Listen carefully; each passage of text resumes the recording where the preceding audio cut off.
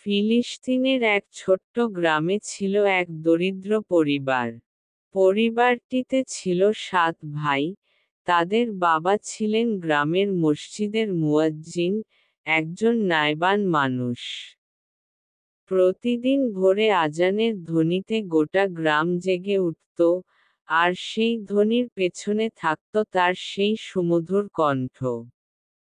মা ছিলেন অত্যন্ত পর্দানশীল এবং ধর্মভীরু একজন নারী, যিনি সন্তানদের কোরআনের হিফজ, হাদিস এবং তাওহীদের শিক্ষা দিতেন।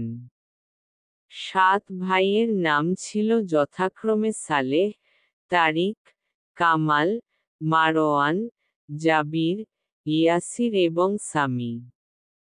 সালেহ ছিলেন বড় ভাই, এক সাহসী ও দায়িত্বশীল যুবক।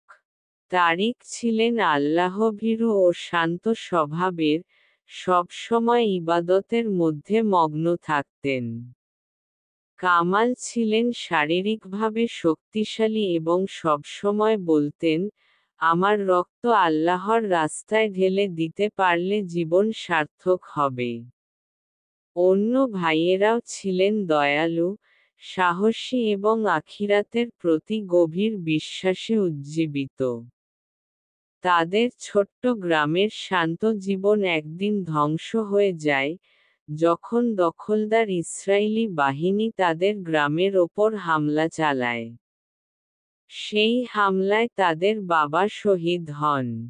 চোখের সামনে পিতার নিথর দেহ পড়ে থাকতে দেখে 7 ভাইয়ের হৃদয়ে আগুন জ্বলে ওঠে। তারা প্রথমে প্রতিশোধ নিতে চায়, কিন্তু তাদের মা বলেন, বাবা যদি শহীদ হন, তবে আল্লাহর দরবারে তার সম্মান বেড়েছে।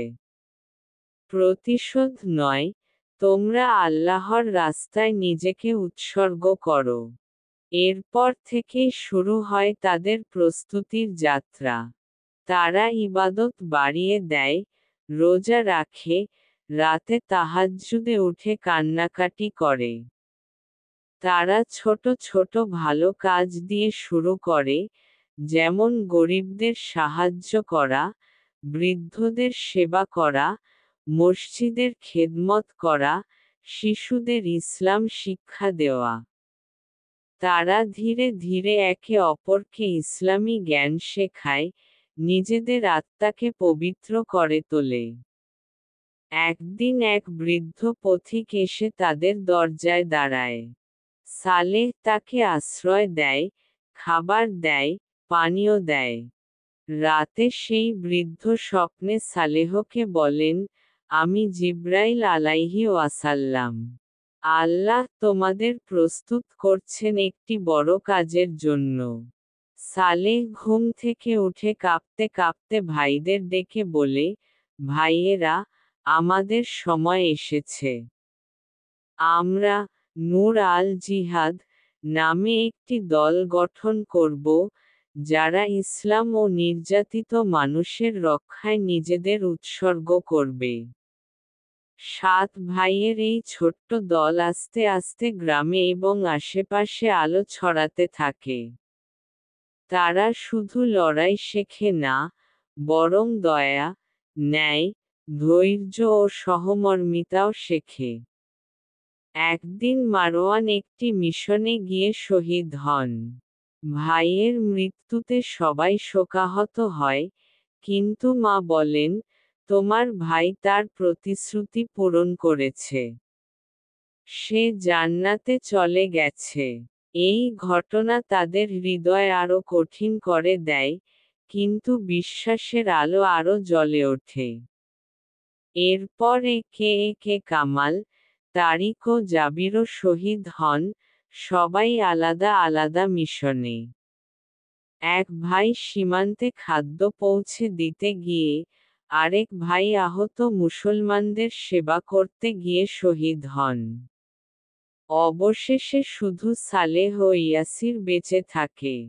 তারা রাতের অন্ধকারে কান্নাকাটি করে, হে আল্লাহ, আমাদেরও কবুল করো, যেন আমরা আমাদের ভাইদের সাথে মিলিত হতে পারি।